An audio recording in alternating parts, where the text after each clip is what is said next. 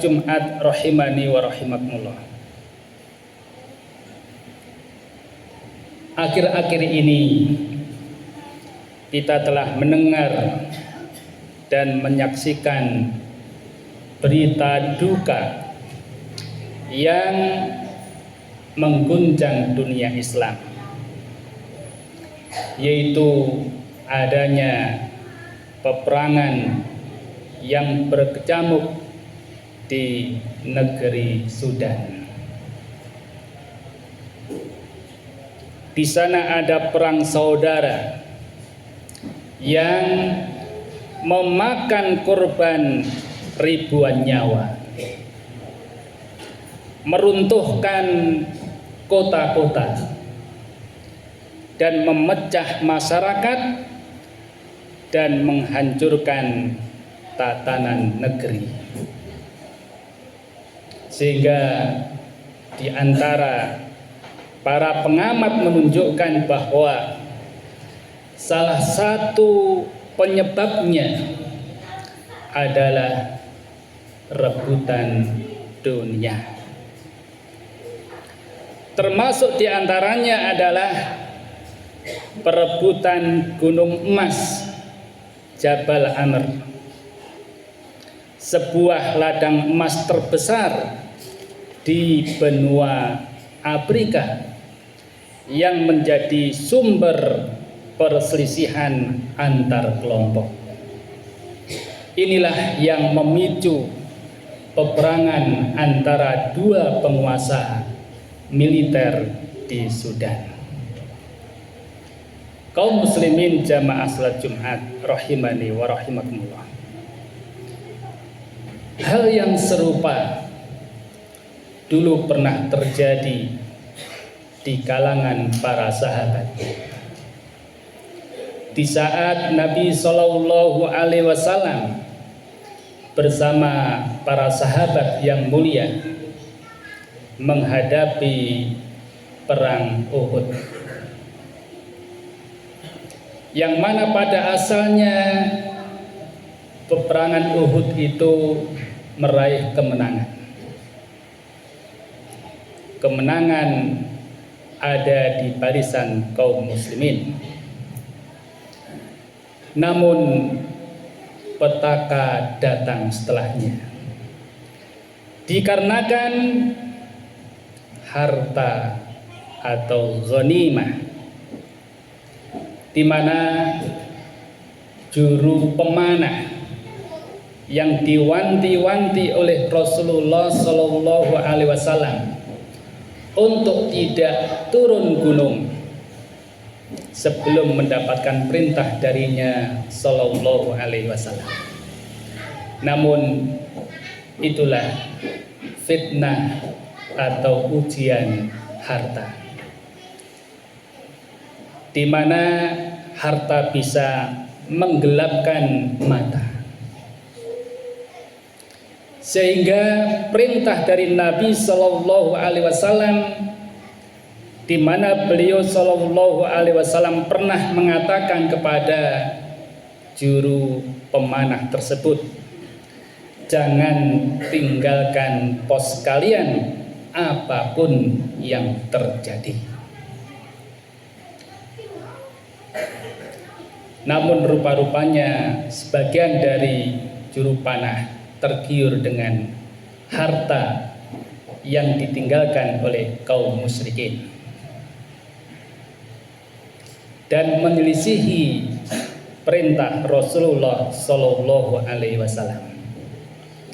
Maka tatkala pada turun untuk mengambil ghanimah tersebut, maka ternyata pasukan Khalid bin Walid yang saat itu masih musyrik menyerang ke barisan kaum muslimin. Tentu saja kalah tak terelakkan. Banyak sekali para sahabat yang gugur, yang kurang lebih 70 orang sahabat Nabi Shallallahu Alaihi Wasallam, yang salah satunya adalah singa Allah, yaitu paman beliau radhiyallahu anhu, yaitu Hamzah. Untuk itu hendaknya kita mengambil pelajaran dari kasus-kasus tersebut, baik yaitu pada perang Uhud maupun pada yang lainnya. Hendaknya kita berhati-hati terhadap dunia atau harta. Bukan berarti harta tidak penting.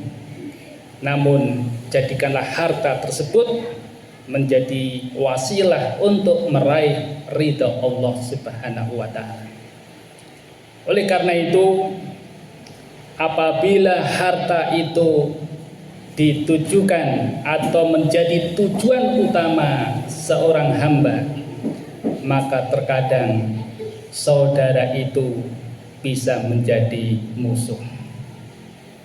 Yang namanya perjanjian ada kalanya mudah untuk diingkari.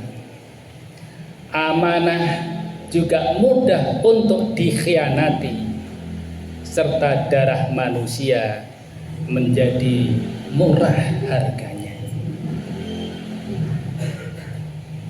Dan juga rasa takwa dan takut kepada Allah akan menjadi hilang apabila harta itu menjadi tujuan utama. Dan Nabi Shallallahu Alaihi Wasallam telah mengingatkan, inna likulli ummatin fitnah wa fitnatu ummati al-mal. Setiap umat memiliki fitnah, memiliki ujian, dan ujian umatku adalah harta. Dan kita tidak melihat, dalam artian banyak sekali yang kita lihat kasus-kasus antara saudara itu berebut warisan, sehingga satu sama yang lain saling baku hantam. Waliyadzubillah. Oleh karena itu hendaknya kita bertakwa kepada Allah Subhanahu wa taala. Dan dunia sebagaimana difirmankan oleh Allah adalah kesenangan yang menipu. Allah taala berfirman, wa mal hayatud dunya illa mataul ghurur. Kehidupan dunia itu tidak lain hanyalah kesenangan yang menipu. Al-Quran surat Ali Imran ayat 185. Nabi Shallallahu Alaihi Wasallam juga pernah bersabda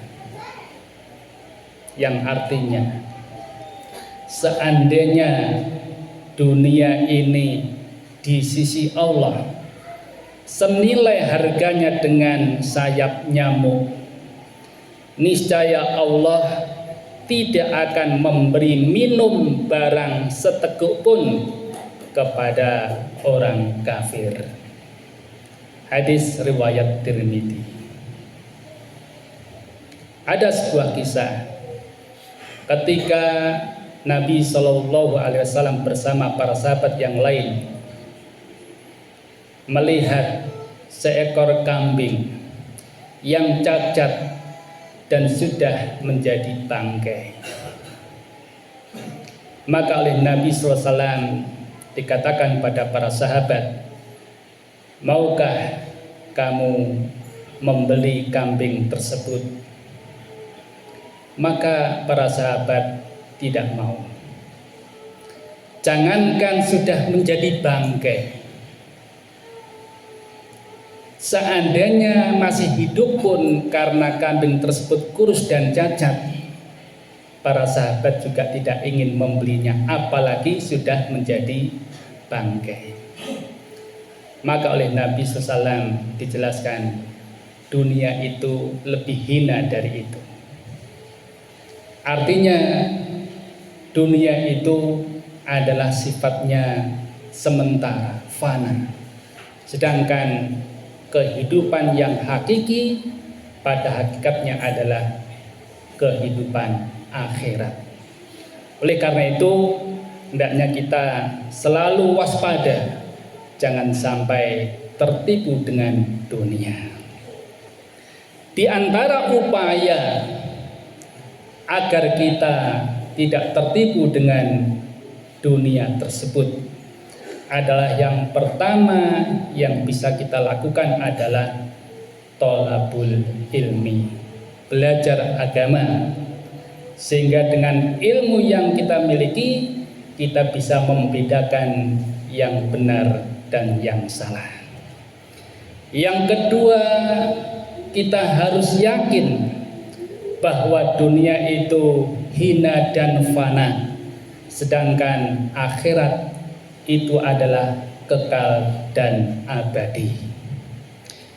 Yang ketiga, hendaknya masing-masing kita memiliki jiwa qanaah, jiwa yang menerima apa yang Allah berikan pada diri kita.